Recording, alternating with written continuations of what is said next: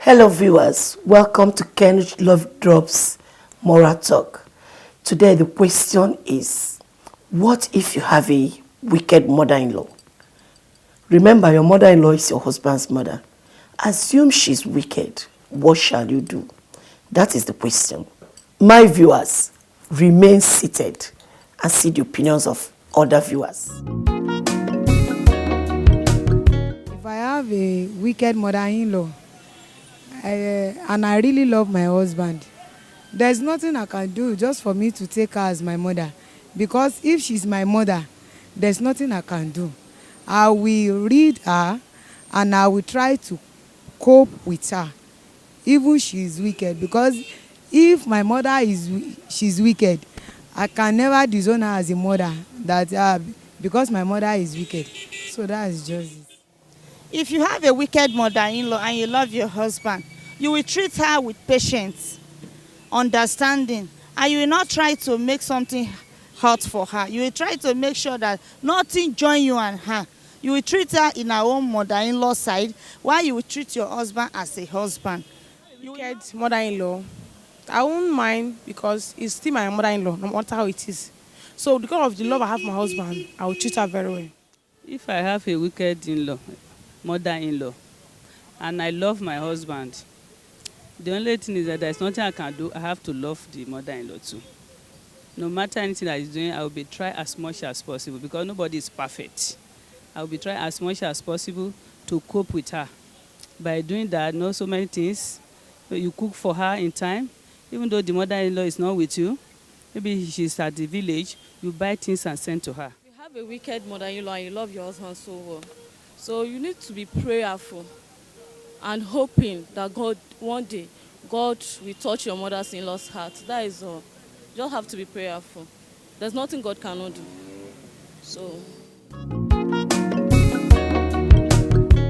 Hello viewers, welcome to Ken's Love Drops Moral Talk. Do you actually love your neighbor as you love yourself? So when your mother-in-law is wicked, this is how I will handle her. If I were you, I will try to understand. But I shall not encourage her to continue being wicked. But when I want to tackle the problem, I tackle it in a way she wouldn't feel unloved. I'll let her to understand I love her, but these are not okay. You can't do that because you are a human being. You should have conscience. She could shout the first day, shout the second day.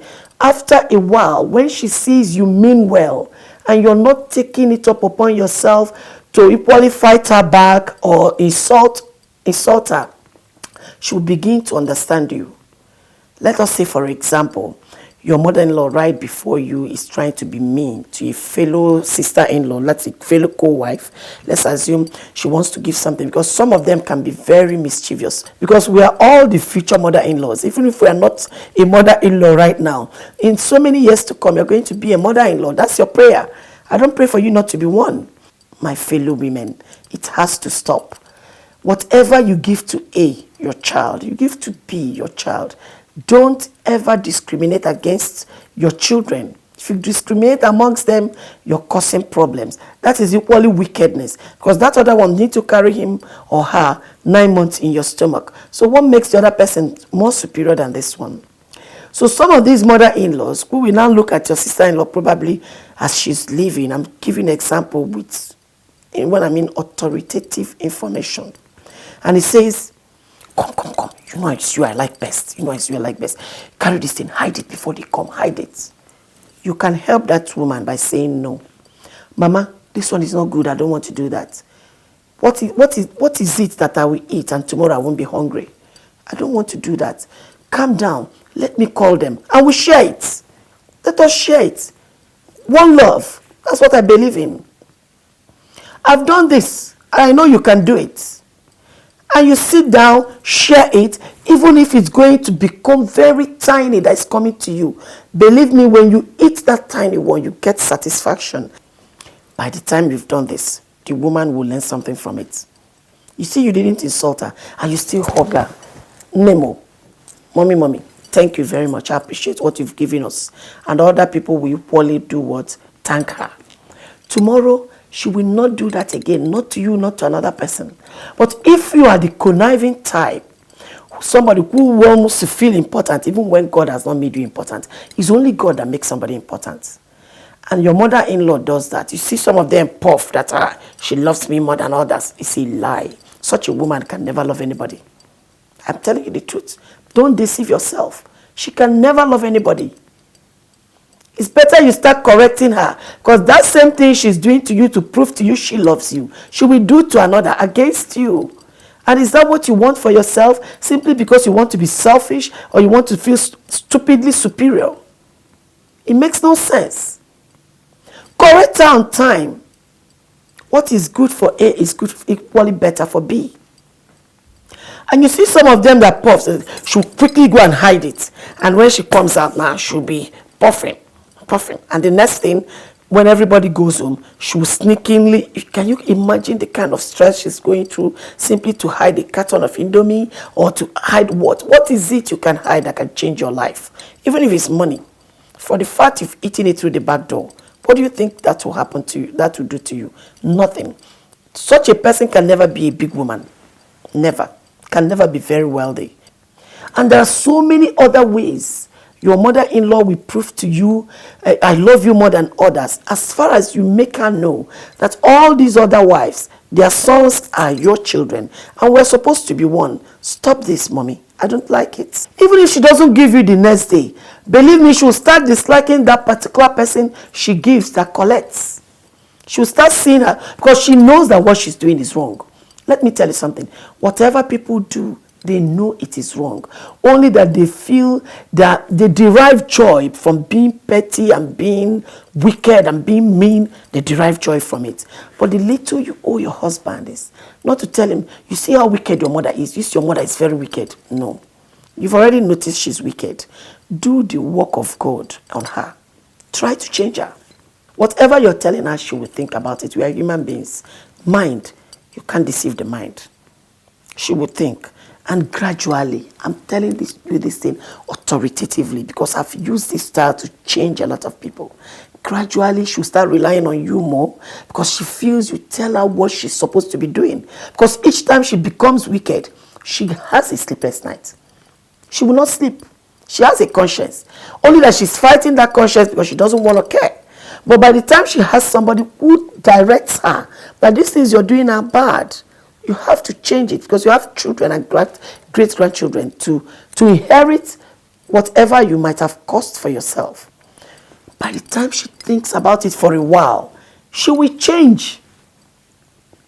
She will change. You will now find out that whenever she wants to take a decision, you'll be the one she will call. I'm telling you, because it has happened to me over and over again. You'll be the one she will call, and she will now ask you, what do you think? I want to do this. And she'll start taking advice from you. That's a big step towards change. Not anything she says, you want to do it simply because you want to please her. No, but don't abuse her. And don't use it and keep your husband miserable because the mother is misbehaving. What if it were your mom? What would you have done? You'll be hiding it from your husband because men don't care. He may not notice it. You will be the one who notices it, and you want to hide it from him and want to prove to him that your mother is the best. That way you feel about your mother. That's exactly the way your husband feels about his mother, even more. So why won't you always consider that your husband's feeling when you want to maltreat your mother-in-law, or when you want to overreact towards her shortcomings? Would you do the same to your mom if she does the same thing? I don't think so. And all you that will want to maltreat your mother-in-laws because of their shortcomings will never accept their mother has done anything wrong. Why are you selfish? Those your children you've delivered, are they not belonging to your husband and you? Both of you who now produce those children, are both of you not the blood of those two women? What makes you think she's not your mother? The day you got married to your husband, that is the day his mother becomes your mother. And she's never do wrong. In as much as you correct her when she does wrong, within your heart, you don't hold it to heart at all. And you don't join your husband into affairs of women and get him to quarrel with his mother. Believe me, after a while, he will turn against you. because his mother is is his mother. And you, who is even finding fault, how are you sure about your own fault? Because we don't really know ourselves. What do you think about yourself? What do you think about tomorrow if you get a daughter-in-law who is wicked, who will see whatever you do and cancel it? How will you feel about it if such a thing happens to you? How will you feel if your son's daughter sees every fault of yours, complains about it, turns your son against you? How are you going to feel about it? Whatever you want to do to somebody else, think about yourself. Imagine yourself in that person's position. Know how you feel and know exactly how that person will feel, and stop it. That is equally wickedness when you keep finding fault and keep taking notes and punishing your mother-in-law for every shortcomings that she has. Everybody knows human being is perfect. This is how I feel you should handle a wicked mother-in-law. When you notice those things, work out something. You mustn't involve your husband in it, because remember, that's his mother. She may never even see any fault in her, just the way you don't see fault in your mother. But tomorrow you say, Bia joku, when you feel mama give me in I like important all the enjoy. Meaning that there's nothing your mother does that you ever see that is wrong. What about you, my sister? Do you really see what your mother does that is wrong? No, you don't. So remember, it's the same thing. But when you've noticed that your husband's mother is doing something wrong, go close to her. Lean on her as a mother. Learn to give her so much love that she will trust you. Believe me, you will even be in a better position to change her than her son. Because she'll be wondering, why should this girl love me like this? I'm not her mother. But to me, I have made sense. And what you have to do is grab the little good ones I have said, add to your own good thoughts, and change to a better person. The best. That's all I want you to do. All this she said, she didn't say, she did, she didn't do, she will see. They're all nonsense. Especially the important ones in our lives. Our parents and our husband's parents and every other elderly parents in the world. Siblings, you can fight if you like, you quarrel, you make up, it is normal. But when you start fighting your mother-in-law or your own mother, if I were anybody, there's nothing you explain to me I will understand. If my sister-in-law, a co-wife, wants to connive with anybody and bring problem between me and my mother-in-law, the only way to show that person that I'm above her is to make sure I don't have that problem with my mother-in-law. Even if it takes me begging all the time, I want to maintain the rule. I will be in her good book. I must be her friend. I will be her daughter by loving her. These are the little things you do, and you have so much joy in your life. Don't ever tell your husband the bad things the mother has done. Even if you tell him as a friend, and both of you should laugh about it and tell him, don't get yourself involved. I will handle it. She's equally my mother. But I just want to gist you so that you laugh. Let whatever mistakes your mother-in-law or your mother, whatever both of them do, let it amuse you instead of irritating you, just like your husband. I love you very much as you're listening to me, and I hope and believe that if you made a mistake before, correct it. There's still time, and bring joy into your life by doing the right thing. I still remain Uju Kennedy, and make sure you still sit down there to watch other episodes of Kenrich Love Drops TV, where we believe in love and selfless services. Love you too, and thank you very much. Welcome, viewers. As it is, I've already introduced Blessing, introduced Chinua, who came all the way from Onisha and has been running helter-skelter to fish out people like this and bring them to the studio. Richard, I want you to tell Blessing that as I promised, I will give her some money. I will give some money, so by Monday, she will be taken to the hospital, National Hospital. That's the particular hospital that handles this kind of issues. That I want to fulfill my promise right before her, to raise the money, to give to Chinua. Chinua will feed them and then take them to hospital on Monday, carry out some necessary things. If for any reason we now need any other thing, we'll now do the usual note to National Hospital, where they use part of the money we have there. If we need to deposit more, we do that. I want you to explain that to her. I want to share with you na yaki ke azaba ili ha yi ke to na ha mun yo je na ya ke na ya ke na o kuma na shin ma na ko be ya ke to me such is unza ha yo chi adi hama ko boy ha yo chi. Okay, this is 11,000. I want to give to Chima because he has to feed them and then transport them back to where he brought them from and to the hospital on Monday. The remaining other things concerning tests, we'll equally take care of that. So Chima, that's the money.